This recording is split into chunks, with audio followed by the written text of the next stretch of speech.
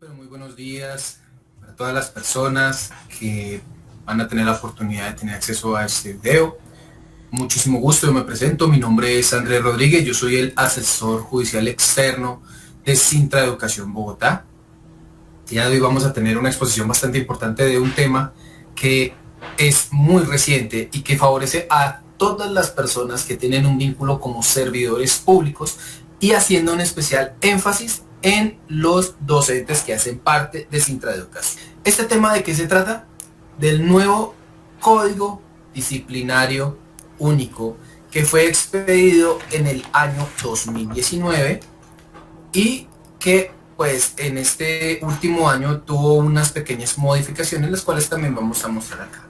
Estamos hablando más específicamente de la ley 1952 de 2019, que entró en vigencia desde enero 28, pero pues sus efectos jurídicos fueron dándose paulatinamente. Empezó desde mayo de 2019, desde su parte general, y la parte específica empezó a implementarse un tiempo después. Pero resulta que hay unas modificaciones que se realizaron de la misma, las cuales empiezan por la ley reciente de modificación que se hizo de la manera más reciente. Hay una norma que se dio para el año 2020, la cual también modificó el Código de Procedimiento Administrativo y de lo Contencioso Administrativo, que es la ley 2094 de 2021, la cual también genera unas modificaciones importantes a esta norma. En este video lo que se pretende no es dar una explicación sobre cómo es el procedimiento disciplinario, cómo se realiza, sino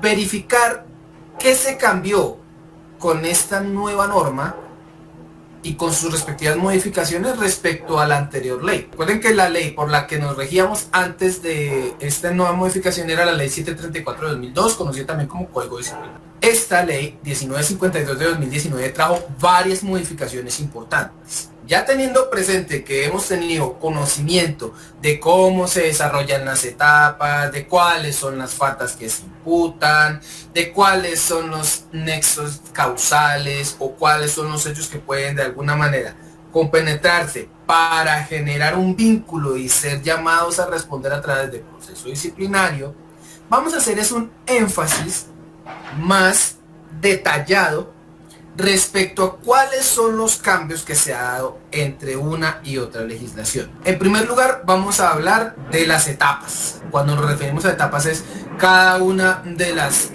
divisiones en las que tenemos que participar. Recordemos que conforme lo establecía la ley 734 de 2002 y ahora también como lo ha fortalecido la ley 1952 de 2019, tenemos dos etapas generales, pre y post. ¿Qué quiere decir? La pre es todo el análisis inicial que se realiza para verificar si hay lugar o no a generar un pliego de cargos. Y el segundo, que son las diligencias en las cuales se verifica si es o no es culpable la persona. En estas etapas pre, la ley anterior habla de tres aspectos. El primero, la indagación preliminar. El segundo, la etapa de investigación. Y el tercero, la etapa de fallo. En este nuevo, solamente hay dos etapas, que es la indagación y la investigación. Antes de la modificación que se hizo con la ley 2094 de 2021, se había establecido que la etapa de indagación única y exclusivamente iba a durar 3 meses, pero con la vigencia de la ley 2094 de 2021, que fue la que generó una modificación en el tema de lo contencioso administrativo, que es lo que nos compete a nosotros, volvió a ponerlo en 6 meses. Y en dependencia de ciertas circunstancias, y más que todo si se trata de vulneraciones a derechos humanos, permite que se extienda por otros 6 meses más. Ahora viene la etapa de investigación. La etapa de investigación, conforme a la ley 1952 de 2019, mantiene la vigencia de los 6 meses, en los cuales viene desde la apertura hasta la etapa de cierre. Y después de esta etapa de cierre viene algo que ha sido interesante, que lo analizaremos en su momento, y que permite ampliar un marco de defensa al disciplinado de maneras interesantes. En la etapa post, que es cuando ya vienen las diligencias, audiencias y demás, antes se daban los fallos como correspondía. Ahora se dan dos tipos de audiencia. citación a audiencia, que es la audiencia inicial, y la última, que es audiencia de fallo. En esto también hubo una modificación respecto de ciertos términos. Estas son como las etapas generales que podemos hablar acá. Ahora, vamos a hablar de otro tipo de modificaciones antes de dar 20 tips. De 40 deberes que nos presentaba la ley 734 de 2002, ahora pasamos a 43 deberes, quiere decir, los ampliaron. Dentro de uno de estos deberes es no presentar documentos falsos. Les explico por qué. En muchísimas de las ocasiones que nosotros hemos tenido la oportunidad de hacer verificaciones, pues lamentablemente, y debemos ser francos, mucha gente ha presentado últimamente documentos falsificados. ¿Cómo se ha podido evidenciar? Ustedes han visto en noticias que muchas personas dicen que estudió tal cosa y no pueden verlos porque pues, cuando van a verificar no es posible realizar. Otro cambio significativo y verdaderamente importante es que ahora este régimen, que ahora el nuevo código disciplinario extiende unas responsabilidades a unas personas que son denominadas auxiliares de la justicia.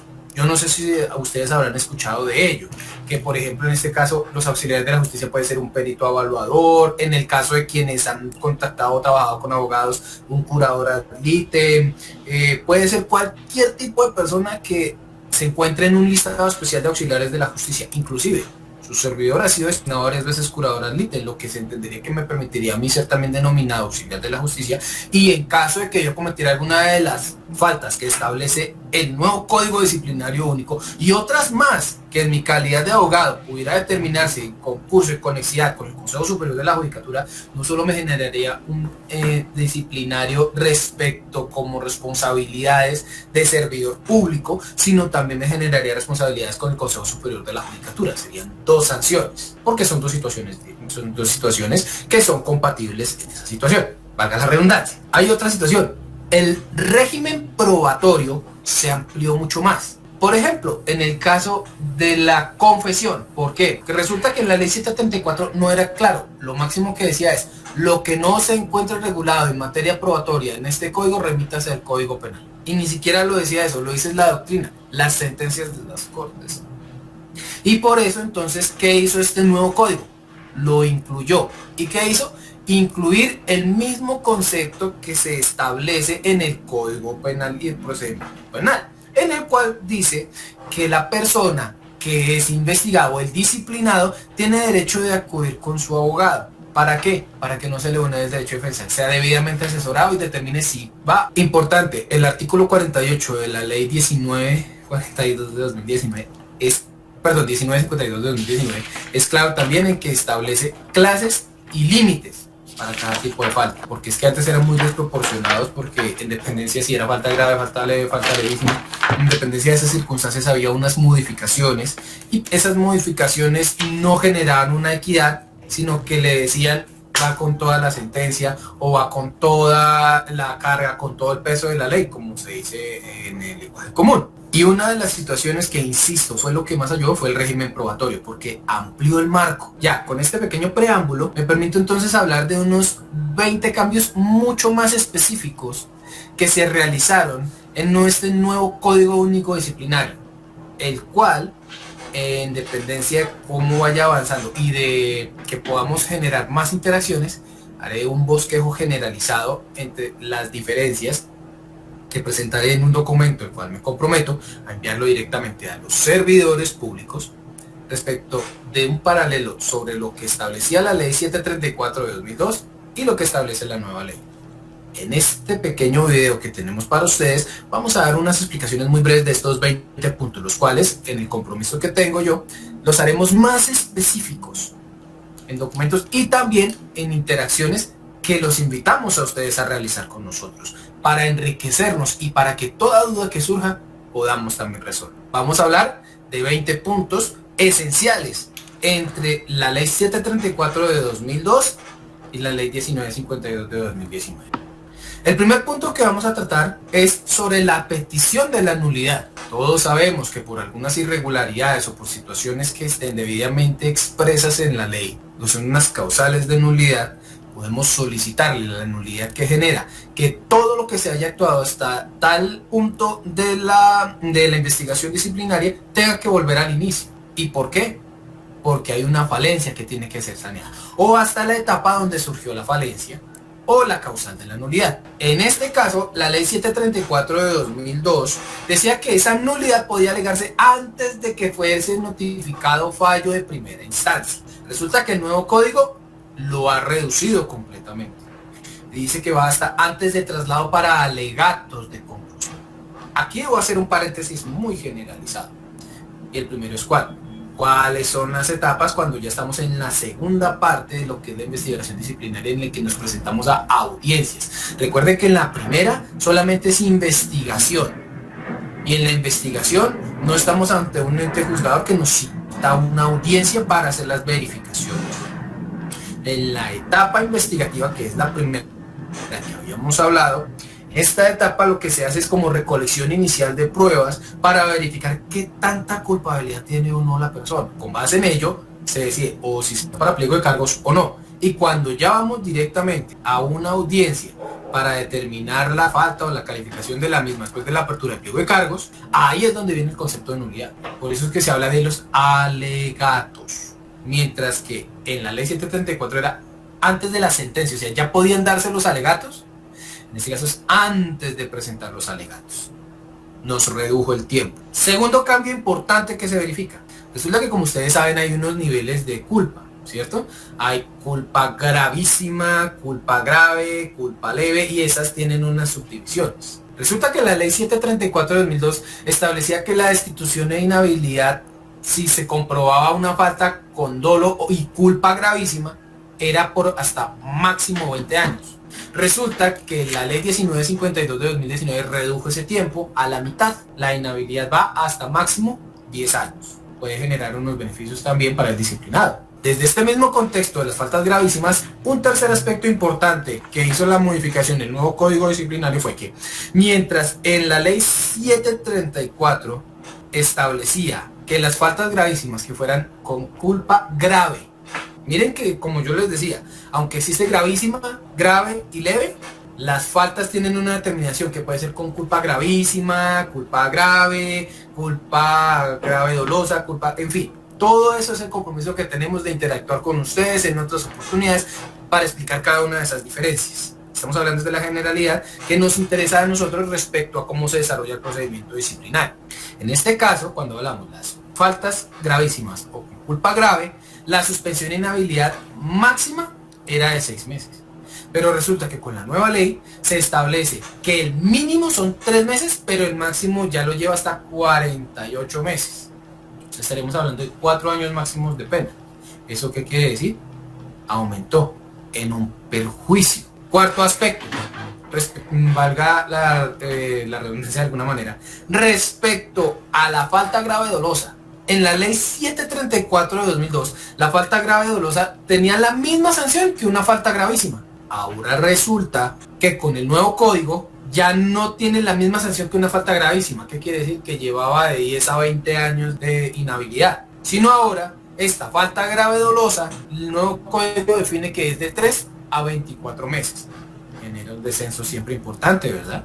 Porque si hablamos de 24 meses son 2 años. Otro aspecto importante, respecto al monto de la sanción de la falta grave culposa. Recuerden que hay diferencia entre dolo y culpa. Aquí en pequeño paréntesis porque es importante. Hay muchos aspectos del derecho penal que están correlacionados con este derecho disciplinario que nos está llamando. Cierro el paréntesis. En este quinto aspecto que observamos acá es que la falta grave culposa va de 1 mes a 179 días de suspensión, mientras que con la nueva ley, con la ley 1952 de 2019, observamos la sanción mínima es 1 mes, pero se aumenta hasta 18 meses de sanción, de suspensión. ¿Qué quiere decir? Sí hay un desequilibrio bastante grande porque la nueva ley genera un perjuicio mayor. Un sexto aspecto, este sexto aspecto es respecto a las faltas leves dolosas, las cuales mientras la ley 734 establecía una multa entre 10 a 180 días de salario, la nueva ley ahora establece que el mínimo es de 20, pero el máximo es de 90 días de salario. ¿Esto qué quiere decir? Aumentó el mínimo, pero redujo el máximo de la suspensión. ¿Sí me hago entender? ¿Qué quiere decir? Generó una especie de beneficio respecto a la sanción máxima, pero no fue tan benéfico respecto a la sanción mínima. Séptimo aspecto importante. La ley 734 nos habla de que la sanción que se impone a las faltas leves culposas es una amonestación, o sea, un escrito en el que se llama la atención de la persona y se le dice, queda usted con una amonestación con copia de su hoja de vida. Con la modificación que realizó la ley 1952 de 2019 genera un perjuicio aún mayor, porque estamos hablando de que ahora ya no es una amonestación, sino es una multa de entre 5 y 20 días de trabajo. Un octavo aspecto. Hay un principio general en el derecho que se llama principio de congruencia. ¿Por qué es importante o mencionar esta situación? Porque resulta que en el Código Disciplinario Único no se de la ley 734 de 2002 no se especificaba qué es este principio de congruencia. ¿Sí me explico? ¿Qué es el principio de congruencia? Para dar una mayor claridad, es la regla del derecho procesal por medio de la cual el juez se obliga a que sus decisiones sean concordantes con los hechos y las peticiones que se hacen en el respectivo escrito, ya sea una demanda o sea el procedimiento disciplinario del que estamos hablando en este momento. Porque es importante que resulta que al no ser claro el principio de congruencia en el marco normativo del procedimiento disciplinario, podrían generarse muchos conflictos, muchos encuentros de teorías y a veces había fallos que no tenían nada que ver con lo que se estaba realmente investigando. Este principio de congruencia ayudó a que viniera el siguiente aspecto que quiero hablar con ustedes. Por ejemplo, en el régimen probatorio, en la ley 734 de 2002, decía que se podía hacer una inspección o visita especial, pero resulta que ahí no decía para qué. Mientras que ahora la ley 1952 de 2019 es clara, lo determina inspección disciplinaria y establece cuáles deben ser los parámetros para su práctica. ¿Eso ayuda a qué? A que el principio de congruencia sea aún mayor al momento en el que se dé el fallo que determine si se hace la apertura que se formule pliego de cargos o inclusive que se ordene el archivo de las diligencias. La ley 734, y también esto es importante respecto al principio de congruencia, ¿y por qué se puso en el octavo? Porque de aquí derivan los demás. Respecto a las causales de nulidad, se especifica de que estas, o mejor, en las causales de nulidad, son específicas directamente aquí en la ley 734 de 2002. Pero resulta que sus efectos jurídicos o las consecuencias de las mismas o su mayor interpretación se remitía a otras normas. Entonces, ¿qué pasa? Cuando no hay claridad en una ley sobre nulidad y al acudir a otras, hay un sinnúmero de interpretaciones que se les pueden dar. ¿Qué se buscó con esta nueva norma y que se aplicó? Aquí dice que determina claramente los principios y convalidaciones de la nulidad. O sea, aquí ya no nos vamos a tener que remitir, por ejemplo, al Código General del Proceso, que en materia civil, comercial y familia se encarga de regular estas situaciones, o incluso interpretaciones que pudieran llevarse al Código Penal y el procedimiento penal en lo que tuviera que ver con nulidades, sino que ya el mismo concepto del Código Disciplinario establece qué nulidades son, qué efectos surten y cómo se pueden trabajar. Aspecto número 11, como les decía yo al principio, el término de indagación preliminar era lo que se entendía en la ley 734 de 2002. Ahora la nueva ley lo determina indagación previa. Cuando se dio la ley 1952 el término eran 3 meses, pero resulta que con la modificación que les dimos, que es de la ley 2094 de 2021, volvió a ampliarse a los 6 meses. Aquí lo que más varía es el nombre, ni siquiera varía el término, y gracias a la nueva modificación que se realizó. Aspecto número 12. Cuando se hace el auto que ordena abrir la investigación, habrían 4 requisitos, según la ley 734 de 2002, que debían cumplirse. Pero resulta que con la ley 1952 de 2019 se agregó uno más. Y es para mí, yo creo que fundamental, importantísimo y que le ayuda también al disciplinado a preparar su defensa. ¿Y cuál es? La exigencia de exponer la fundamentación sucinta de existencia del hecho u omisión. ¿Qué quiere decir? No es solamente, como decía en las anteriores investigaciones, el niño dijo que le tocó la nariz, entonces por eso es la investigación. No, ahora tiene que explicar ¿Qué realmente fue? ¿Por qué?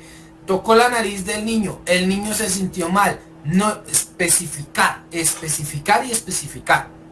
Ese es el objetivo que se tiene por la exigencia de exponer esa fundamentación sucinta de existencia del hecho. Inclusive también de las omisiones. Porque recuerden que los procesos disciplinarios no solo se abren por acción, sino también se abren por omisión. Vienen los aspectos procesales ya hablando de ellos, de las etapas de investigación y demás. El cierre de la investigación. Como todos lo sabemos muy bien, el cierre de la investigación de conformidad a la Ley 734 de 2002 solo permitía presentar el recurso de reposición contra el mismo y en caso de que no prosperara, 15 días después se tenía que estar dando la determinación del fallo, se tenía que estar haciendo la notificación del fallo correspondiente. Ahora resulta que con la nueva ley, después de que se decreta el cierre de la etapa probatoria, o mejor, de la etapa de investigación, se otorgan 10 días para presentar una novedad. ¿Y cuáles son? Alegatos precalificatorios. ¿Esto qué significa? Es una palabra nueva, la repito, precalificatorios, que son alegatos previos a la evaluación de investigación. Esto es muy importante porque resulta que en la ley 734 el único momento en el que se podía presentar alguna objeción respecto a la decisión que se pudiera tomar o al fallo que se pudiera decir era en el recurso de reposición. Pero resulta que ahora observamos aquí que en esta investigación, cuando sea el cierre de la investigación conforme a la ley 1952 de 2019, ahora nos va a permitir 10 días para nosotros intentar decirle al juez con un escrito llamado alegatos precalificatorios, o mejor, no fue sino ente juzgador, porque aquí no estamos hablando de una audiencia, sino de un ente juzgador, autoridad. Mire, yo no hice esto y se provocó acá. No hice tal cosa, se probó acá. Esto aquí que dicen ellos es mentira y quedó probado acá. Eso es lo que llamamos los alegatos precalificatorios. Intentar demostrarle con ese escrito, haciéndole una comparación de los hechos narrados en el auto de apertura, el desarrollo de todo el procedimiento de recolección de pruebas y las conclusiones finales, plasmarlas en ese documento. Y la ventaja es que se hacen por escrito, no requiere hacerse de manera verbal, lo que permite que puedan prepararse muy bien y permitir, valga la redundancia, un estudio analítico de cómo la prueba que se presentó desvirtuó o cómo tal situación desvirtuó una prueba que tenía el ente disciplinario con la que se estaba haciendo la acusación. Después de esta situación, en caso de que se llegara a dar el inicio de la audiencia de procedimiento verbal, aquí ya vienen otros aspectos que cambiaron. ¿Cuáles son? Mientras la ley 734 de 2002 establecía que en la audiencia de procedimiento verbal debía levantarse acta donde consignara todo lo ocurrido, la ley 1952 de 2019 dio un marco mucho más amplio, en el cual ¿qué está diciendo? En el acta va a constar que hubo una audiencia, pero resulta que todos y cada uno de los documentos aclaratorios, de todo lo que tiene que ver con las declaraciones, con aporte de pruebas, con declaraciones, testimonios, análisis probatorios, debe ser verbal. ¿Eso en qué ayuda? A generar un sistema de oralidad más fuerte. Dentro del concepto del derecho, el sistema de oralidad ayuda muchísimo, porque no requiere de estar digitando, que eso genera tardanza, sino que aquí lo que hace es generar agilidad.